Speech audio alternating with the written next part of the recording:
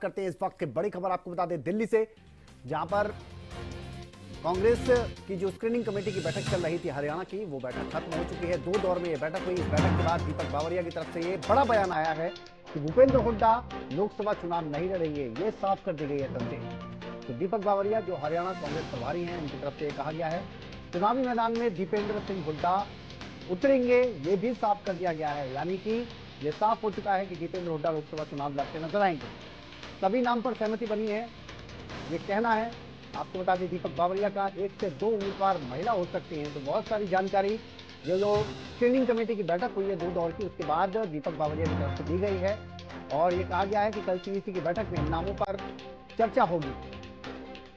बैठक के बाद हरियाणा कांग्रेस प्रभारी दीपक बावरिया की तरफ से ये कह दिया गया है कि भूपेंद्र हुड्डा चुनाव नहीं लड़ेंगे, दीपेंद्र हुड्डा ही मैदान में नजर आएंगे। ये बड़ी जानकारी है, तस्वीर साफ हो चुकी है अब।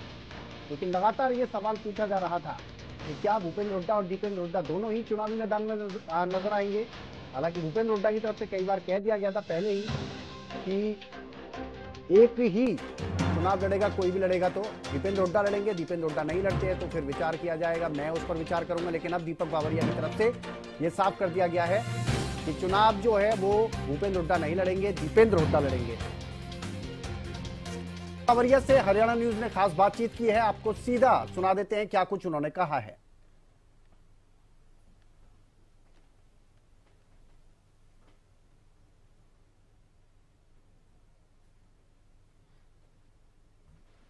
आज स्क्रीनिंग कमेटी की बैठक हुई है कांग्रेस की, सभी 9 उम्मीदवारों को लेकर चर्चा की गई है। इस बीच हमारे साथ बातचीत करने के लिए दीपक बावरिया मौजूद है, प्रदेश प्रभारी। आज क्या कुछ रहा सर बैठक में? आज की बैठक में सभी बैठक के जो है नामों जो निश्चित हुए थे, पहले डिस्कशन हुए थे स्क्रीनिंग कमेटी में, उसका एक पुनः अवलोकन कर दिया गया और उसमें कई क्लैरिटी चाहिए थी वो भी प्राप्त कर ली गई। और ये जो उसके बाद वो उसका फाइनलाइजेशन हो गया। बाय एंड लार्ज सभी सीटों के पर सिंगल नाम प्रस्तावित हुए हैं। कई सीटों पे हो सकता है पैनल भी हो सकती है, मगर कल शाम को सीईसी के द्वारा ये पूरी सूची को फाइनल स्वरूप दिया जाएगा। कहा गया था पिछली बैठक में कि हर एक लोकसभा सीट पर 1 उम्मीदवारों के नाम लाए जाए, तो क्या हर पैनल में केवल 1 नाम है या 1 से अधिक नाम भी है? हो सकता है जहाँ जहाँ संभव था वहाँ 1 नाम है, और जहाँ संभव नहीं है वहाँ हो सकता है 1 से 2 नाम भी हो सकते हैं। उपचुनाव को लेकर भी चर्चा चल रही है, क्या उपचुनाव को लेकर भी नाम जल्दी आ सकते हैं? ये आज के डिस्कशन में नहीं लिया गया, अभी वो अगले 2-3 दिन के बाद लिया जाएगा। एक आखिरी सवाल, कल केंद्रीय चुनाव समिति की बैठक होने वाली है, तो क्या कह सकते हैं कि सभी 9 उम्मीदवारों के नाम एक साथ सामने आएंगे सूची में? उम्मीद रखता हूँ। बहुत बहुत धन्यवाद। हम सुन रहे थे प्रभारी दीपक बावरिया को, जिन्होंने एक्सक्लूसिवली हरियाणा न्यूज से बात की है बैठक खत्म होने के बाद। करीब आधे घंटे ये बैठक चली है। पहले चरण की जब बैठक हुई थी तो करीब 1.5 घंटे ये बैठक चली। अभी शाम को 6 बजे बैठक शुरू हुई है। करीब आधे घंटे ये बैठक चली है। विस्तार में डिस्कशंस किए गए हैं और साफ तौर से प्रभारी के द्वारा कहा गया है कि सभी 9 लोकसभा सीटों को लेकर चर्चा की गई है। कुछ पैनल में केवल 1 नाम डाले गए हैं, वहीं कुछ पैनल में 1 से अधिक नाम भी डाले गए हैं। आखिरी मोहर कल यानी केंद्रीय चुनाव समिति की बैठक में लगाया जाएगा और इंतजार हरियाणा कांग्रेस की सूची को लेकर जल्द ही खत्म होने वाला है। कैमरा पर्सन निहाल के साथ अपराजिता श्री, हरियाणा न्यूज, दिल्ली।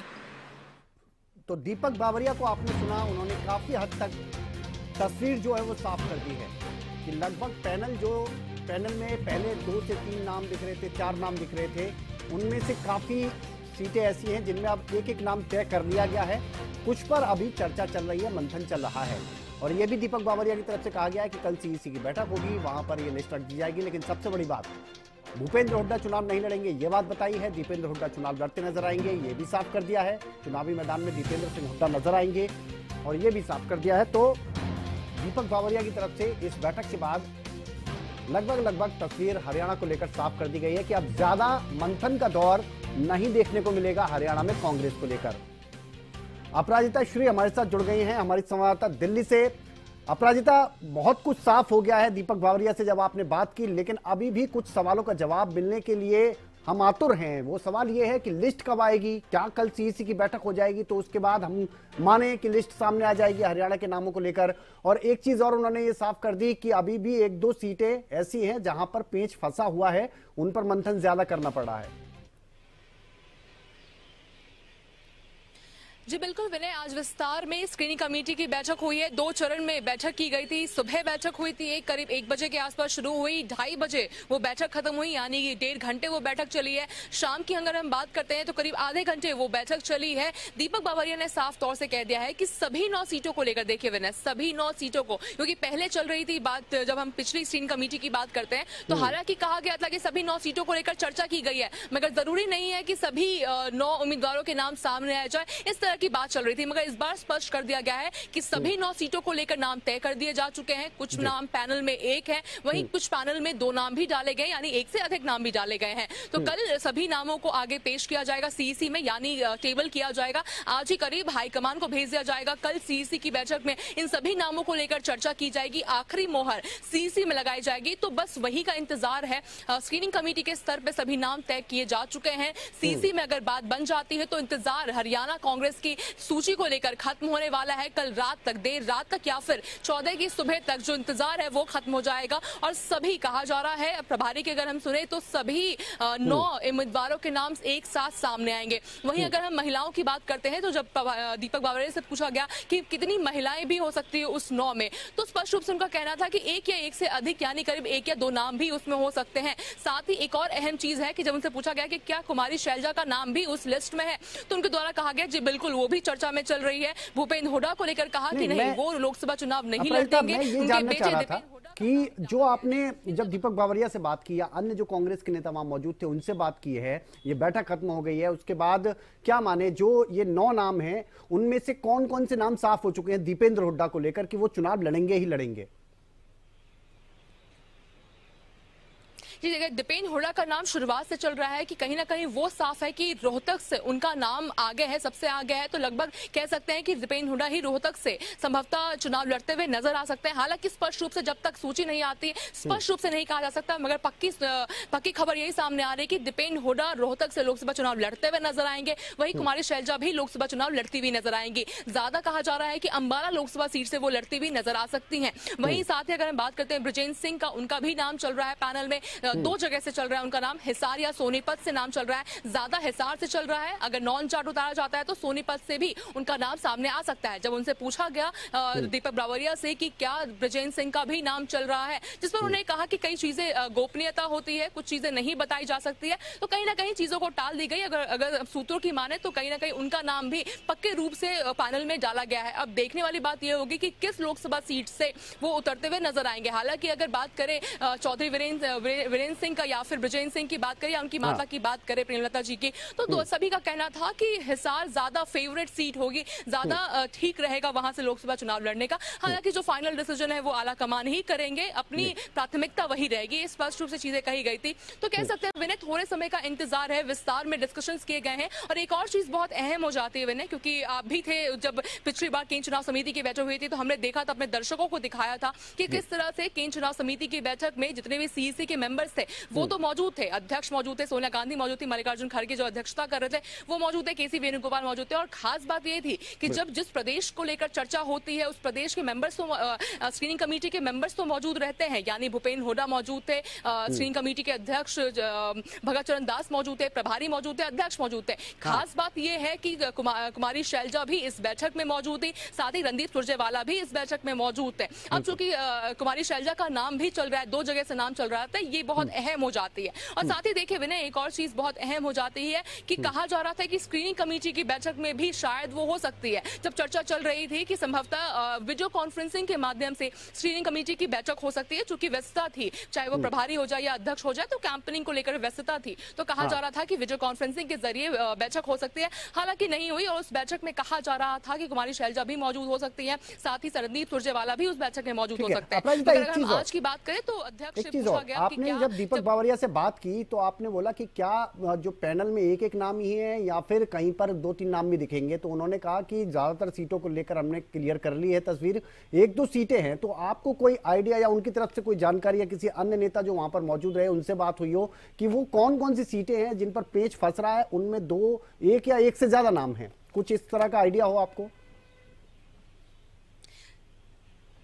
जी बिल्कुल, अगर कुछ सीटों की बात करें, जैसे बिल्कुल आपने कहा रोहतक की बात करते हैं तो रोहतक अंबाला कहीं ना कहीं स्पष्ट है। वहीं अगर हम बात करते हैं करनाल लोकसभा सीट पर कहीं ना कहीं पेच फंसा हुआ था, सोनीपत पे भी कहीं ना कहीं पेच फंसा था, जिसको लेकर दोबारा से आज बैठक करनी पड़ी। ये दो लोकसभा सीटें हैं, कुछ डिस्कशंस और किए गए थे, दूसरी बैठक जब हुई थी तो कहीं ना कहीं उसमें पेच फंसा हुआ है और कहा जा रहा है कि एक से अधिक नाम उस पैनल में डाले गए हैं। हालांकि ये जो बैठक होती है वो काफी इंडोर बैठक होती है, धीरे धीरे अंदर खाने से एक सूचना ली जाएगी कि क्या कुछ रहा उस बैठक में, किन नामों को आगे बढ़ाया गया है फाइनल सीईसी में। यानी आज शाम तक जब बैठक खत्म हो चुकी है तो आज शाम में कुछ ही देर में आला कमान को ये जो सभी नाम है वो आगे भेज दिए जाएंगे। तो थोड़ी देर का इंतजार है, देखा जाएगा कि किन नामों को आगे भेजा गया है और किन लोकसभा सीटों पर, खास तौर पर कि किन लोकसभा सीटों पर एक से अधिक नाम डाले गए हैं। मगर ये बात भी खास है कि एक महिला का नाम, यानी एक या एक से अधिक महिला का भी नाम पैनल में डाला गया है। तो स्पष्ट रूप से कहीं ना कहीं कुमारी शैलजा का नाम बिल्कुल डाला गया है उसमें, और ये देखने वाली बात होगी कि क्या एक ही महिला का नाम डाला गया है या एक से अधिक भी है। जी विनय जी, और अपराजिता एक चीज और मैं जानना चाह रहा था कि आप ये कह रहे हैं कि आप सीईसी की कल बैठक होगी, वहां पर ये सौंप दिया जाएगा, यानी अभी भी ये बात तो है कि भैया 9 सीटों पे 9 नाम नहीं दिए जाएंगे, एक दो सीटें ऐसी हैं जहां पर 2-3 नाम बढ़ाए जाएंगे। तो क्या लगता है ये जो फंसा हुआ पेच है कल क्लियर हो जाएगा या फिर अभी और समय लग जाएगा? क्योंकि पिछली बार बड़ी उम्मीद लगाकर लोग बैठे हुए थे, हमारे दर्शक बैठे हुए थे कि लिस्ट सामने आ जाएगी इस बैठक के बाद, लेकिन ये टाल दिया गया कि दोबारा से बैठक होगी, दोबारा मंथन होगा। तो क्या लगता है? जी बिल्कुल, अगर हम बात करें कि आगे भेजी जाएगी, देखो बिल्कुल नाम आगे भेजा जाएगा सीईसी में, आखिरी मोहर तो सीईसी में लगाई जाएगी। अब किसी में एक नाम डाले गए हैं, किसी में 2 नाम डाले गए हैं, तो आखिरी मोहर तो सीईसी में लगाया जाएगा। मगर अगर हम दीपक बावरिया की बात करते हो तो ये सेम सवाल उनसे भी पूछा गया था कि कितने संतुष्ट है आप इन सभी नामों को लेकर जो पैनल में डाले गए हैं और आगे हाईकमान को भेज जाएंगे, तो कितने संतुष्ट है आप इन सभी नामों को लेकर? उन्होंने कहा मैं पूरी तरीके से संतुष्ट हूँ और ये उम्मीद की जा रही है कि सभी नामों को एक्सेप्ट किया जाएगा और जल्द ही सूची सामने आएगी। यानी अगर हम बात करते हैं प्रदेश के स्तर पर तो पूरी तैयारी करते हुए आगे नाम भेजा गया है, पूरी उम्मीद लगाई जा रही है कि कल बात बन जाएगी। यानी हरियाणा को लेके जो इंतजार है कांग्रेस की सूची का, वो कहीं ना कहीं कल खत्म होता हुआ नजर आएगा। तो प्रदेश के स्तर पर तो पूरी तैयारी करते हुए पूरे संतुष्ट होकर नाम आगे भेजा गया है। अब देखना होगा कि केंद्र चुनाव समिति की बैठक में बात बन पाती है या नहीं बन पाती, और अगर बात बनती है तो क्या सभी 9 सीटों को लेकर बात बनती है या फिर कुछ सीटें अभी भी रह जाती है। जी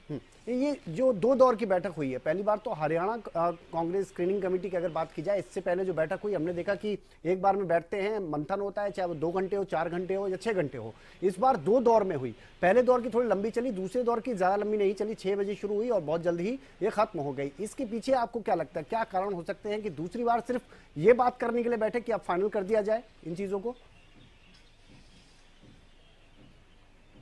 जी बिल्कुल, अगर हम बात करते हैं अध्यक्ष विद्यमान की तो ये सेम सवाल उनसे पूछा गया था एक्सक्लूसिवली, उन्होंने हरियाणा न्यूज से बात की थी तो कहा गया था कि दूसरी दौर का बैठक हो रहा है शाम 6 बजे, तो क्या कारण है? इन तमाम चीजों को लेते हुए उन्होंने कहा कि कुछ बात रह गई है, कुछ मुद्दे उठाने रह गए हैं, कुछ मुद्दों को अभी डिस्कशंस करने बाकी रह गए। तो साफ तौर से कहा जा रहा था कि कुछ लोकसभा सीटों को लेकर अभी डिस्कशंस करने बाकी हैं। और एक और चीज बहुत इंपॉर्टेंट हो जाती है, ये कहीं ना कहीं सूत्रों के हवाले से यह भी खबर सामने आ रही है कि जब सुबह स्क्रीनिंग कमेटी की बैठक हुई थी तो हालांकि नाम उसी वक्त तय किए जा चुके थे, क्योंकि हमने देखा था कि करीब 1.5 घंटे के आसपास वो बैठक चली थी। वहीं अगर हम बात करते हैं दूसरी बैठक की तो करीब आधे घंटे वो बैठक चली थी। पहले भूपेंद्र सिंह हुड्डा पहुंचे थे, उदयभान पहुंचे थे, भागचरण दास अंदर मौजूद थे और दीपक बावरिया करीब 15-20 मिनट के लिए ही आए थे इस बैठक में और जल्द ही बैठक खत्म हो गई। तो कहीं ना कहीं कहा जा रहा था कि जो कंप्लीट डिस्कशंस है, चर्चा है सभी सीटों को लेकर, वो सुबह ही हो चुकी थी। किसी ना किसी का इंतजार किया जा रहा था, एक अप्रूवल का इंतजार किया जा रहा था। तो कह सकते हैं कि हालांकि स्क्रीनिंग कमेटी की मेंबर्स नहीं है, कुमारी शैलजा हो या रणदीप सुरजेवाला हो जाए या किरण चौधरी हो जाए, तमाम नहीं है, मेंबर्स नहीं है, मगर कहा जा सकता है कि कुछ डिस्कशंस संभवतः ऑफ द रिकॉर्ड किए गए होंगे, या तो आला कमान से किए गए होंगे या फिर प्रदेश के स्तर पर संभवतः किए गए होंगे। मगर ऑफिशियली ये चीजें नहीं संभवतः हुई होगी, स्पष्ट रूप से नहीं कहा जा सकता है। मगर ये स्पष्ट है कि सुबह जब बैठक हुई थी तो सभी 9 उम्मीदवारों को लेकर, मतलब यानी 9 लोकसभा सीटों को लेकर नाम तय किए जा चुके थे। एक छोटी सी डिस्कशंस करनी बाकी थी 6 बजे जब बैठक शुरू हुई थी। तो 15-20 मिनट में वो बैठक खत्म हो चुकी है। तो कह सकते हैं किसी के परमिशन की या क्रॉस चेक करने की कुछ जरूरत पड़ी होगी, जिसकी वजह से दूसरी बैठक हुई थी। आपने इससे पहले जब पहले दौर की बैठक खत्म हुई तब आपने कांग्रेस के प्रदेश अध्यक्ष उदय भान से भी बात की, आपने नेता प्रतिपक्ष भूपेंद्र हुड्डा से भी बात की। भूपेंद्र हुड्डा ने कहा कि ये बैठकें हैं, अभी और बैठकें देखने को मिलेंगी और 2 से 3 दिन में जहां तक ये लिस्ट सामने आ जाएगी। लेकिन आप जब यही सवाल हरियाणा कांग्रेस के प्रभारी दीपक बावरिया से पूछती हैं तो दीपक बावरिया कहते हैं कि उम्मीद जताई जा रही है कि लिस्ट जल्दी सामने आ जाएगी। इन दोनों बयानों को अलग अलग तौर पर देखें तो क्या लग रहा है आपको कि इंतजार अभी थोड़ा और करना पड़ेगा? देखिए, स्पष्ट रूप से नहीं कहा जा सकता। बिल्कुल जैसा कि कुछ देर पहले आपने कहा कि पिछली बार भी जब केंद्र चुनाव समिति की बैठक हुई थी तो आस लगाए जा रहे थे, पूरे हरियाणा प्रदेश में आस लगाया जा रहा था कि कब सूची सामने आएगी और संभवतः लग रहा था कि उस रात तक या फिर कल तक सूची सामने आ जाएगी। हालांकि ऐसा कुछ होता हुआ नजर नहीं आया। पूरी बैठक को दोबारा करने की बात की गई, स्क्रीनिंग कमेटी की दोबारा बैठक करने की बात की गई। तो इस बार भी संभवतः स्पष्ट रूप से नहीं कहा जा सकता, क्योंकि देखिए दीपक बावरिया ने भी कहा है कि हम पूरी तरीके से संतुष्ट हैं और संतुष्ट होकर हम नाम आगे बढ़ा रहे हैं, पूरी मजबूती से हम नाम आगे बढ़ा रहे हैं। डिटेल डिस्कशंस किए गए, ये तमाम बातें प्रभारी के द्वारा कही गई है, मगर फिर भी साफ तौर से उनका ये कहना है कि आखिरी मोहर जो लगनी है वो केंद्र चुनाव समिति की बैठक में लगनी है और होपफुल है कि आगे जब केंद्र चुनाव समिति की बैठक यानी कल होती है तो संभवतः बात बन जाए। तो वो भी होपफुल है, यानी क्लियर नहीं है कि जो नाम उन्होंने भेजा है उसमें मोहर लग ही जाएगी। इन तमाम चीजों को लेते हुए भूपेंद्र सिंह हुड्डा ने भी साफ तौर से कहा कि बैठक का दौर है, चलता हुआ नजर आ सकता है आज शाम को लेकर भी, क्योंकि ऑफिशियली नहीं कहा गया था कि 6 बजे वापस बैठक होगी। इन चीजों को थोड़ा घुमाने के लिए भी साफ तौर से कह दिया गया कि संभवतः बैठक होगी या नहीं होगी, इन तमाम चीजों को कहा गया। और एक और चीज बहुत इंपॉर्टेंट हो जाती है, क्योंकि देखिए हरियाणा की अगर हम बात करते हैं तो एक कहीं ना कहीं गुटबाजी भी देखने को मिलती है। तो SRK का ग्रुप भी देखने को मिलता है, हमने पिछले केंद्र चुनाव समिति में भी देखा था। हालांकि मेंबर नहीं होने के बावजूद भी, ना CEC के मेंबर होने के और ना ही स्क्रीनिंग कमेटी के मेंबर होने के बावजूद भी कुमारी शैलजा और रणदीप सुरजेवाला वहां पर मौजूद थे। संभवतः इन तमाम चीजों को देखते हुए एक कहा गया होगा कि अगर बात नहीं बन पाती है कल केंद्र चुनाव समिति की बैठक में तो संभवतः बैठक और भी हो सकती है। जी चलिए, बहुत शुक्रिया। और ये कोशिश भी रहती है हाईकमान की कि सामने बैठकर ही बात हो जाए। जो गुटबाजी को लेकर आप बात बता रही हैं, जो जानकारी दे रही हैं, तो बेहतर है कि सामने बैठ के बात हो जाए। पिछली बार हमने यही देखा था कि चाहे वो रणदीप सुरजेवाला हो और बाकी नेता हो या फिर भूपेंद्र हुड्डा हो या फिर उदय भान हो, ये सभी एक टेबल पर बैठे नजर आए थे हाईकमान के साथ और उस दिन इसीलिए उम्मीद ज्यादा थी कि लिस्ट सामने आ जाएगी। लेकिन फिलहाल इंतजार करना होगा। CEC की बैठक कल एक बार फिर से होने जा रही है और ये माना जा रहा है कि कल जब ये बैठक होगी उसमें नाम रख दिए जाएंगे फाइनल तौर पर और जल्द ही ये सूची सामने आ जाएगी।